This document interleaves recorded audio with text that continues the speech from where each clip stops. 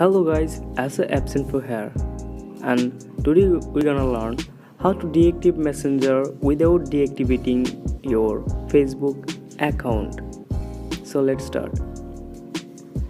Basically, deactivating your Messenger is basically clicking on Messenger app and click to uninstall or delete Messenger.